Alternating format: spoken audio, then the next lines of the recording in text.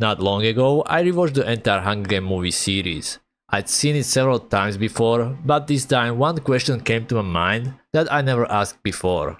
How did it all actually start? How did someone even come up with something so brutal and unethical? So, I started digging into it, and here's what I found.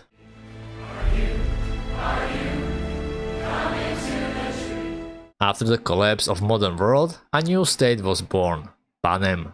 The capital, Panem's capital city, claimed it was a new beginning. But in reality, it was a system built on a single rule: obey or you don't survive. While the capital thrived with technology, fashion and power, the other districts lived in silence and poverty. People there worked their whole lives and got just enough in return to survive another day. Each district was given a role. Some mined coal, others grew grain, produced electricity or made weapons. But whatever it was, everything ended up in the capital, and only the bare minimum came back, if anything at all. The capital kept things under control through so-called peacekeepers, who weren't really protectors of order, but more like an army meant to keep the districts in line. They were everywhere, and their purpose wasn't to protect, but to intimidate. Their presence didn't mean safety, but constant fear. But even under the harshest conditions, people found ways not to give up. They stopped handing over everything they grew. Black markets appeared where they quietly traded food, clothes, or tools. People went hunting in forbidden forests, made their own weapons. It may have been small things, but together they formed cracks in a system that was supposed to be perfect. And those cracks started to spread. People began to understand that if they waited for a change to happen on its own, they'd be waiting forever. And that a life lived in fear isn't a real life. If change was going to come, they'd have to make it happen themselves. The capital may have controlled their work and supplies, but it couldn't control their will. And that will slowly turned into defiance.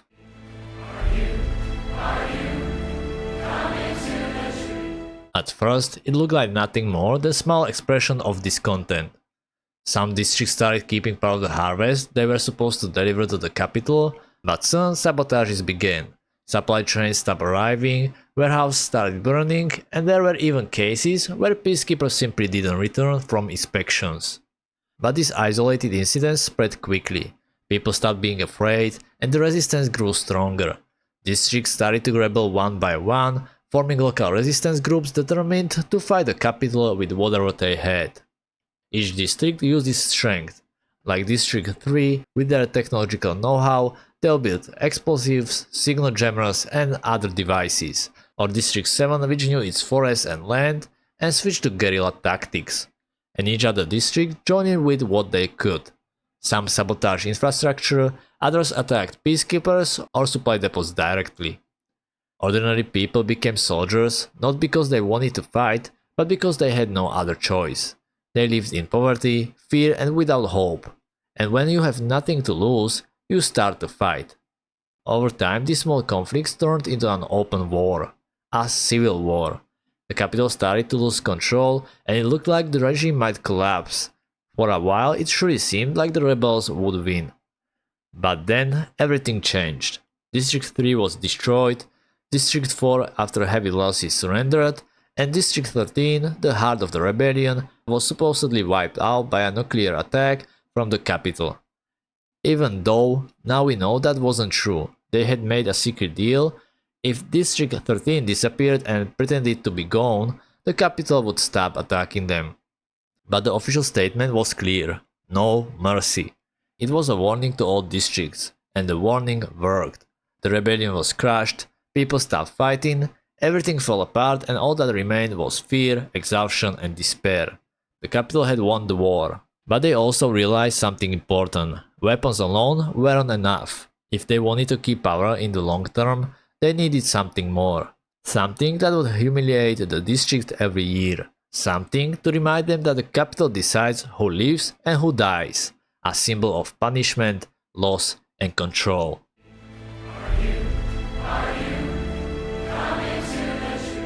After the dark days, the districts were left broken and defeated. The capital called it a time of peace, a return to order.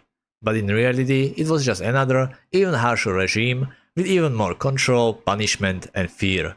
And everyone was afraid. The districts afraid they end up like District 13, and the capital afraid the rebellion might happen again. But the capital knew that to truly control the district, it wasn't enough to defeat them. They had to break them, mentally. The goal was to take away their hope, but at the same time they needed to keep the illusion of order. And so a plan was born. Officially, it was called the Treaty of Treason, supposedly an agreement between the district and the capital, but in reality, the district had no choice, and part of the treaty was something that would forever change Panem. Every year, from each district, one boy and one girl between the ages of 12 and 18 would be chosen. Chosen to enter an arena and fight to the death, with only one winner. The Hunger Games were presented as a tradition meant to prevent another war, a symbol of peace, but the truth was different. It was punishment for the rebellion, punishment for anyone who dared to stand up to the capital, and a way to remind everyone who was in charge. Children became a tool of power and their deaths a public warning. And the capital turned it all into a show. They made brutality into a TV event, turned suffering into entertainment.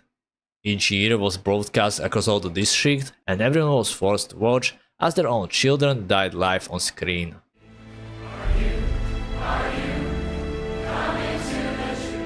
The first 10 Hunger Games were still far from the grand show they later became.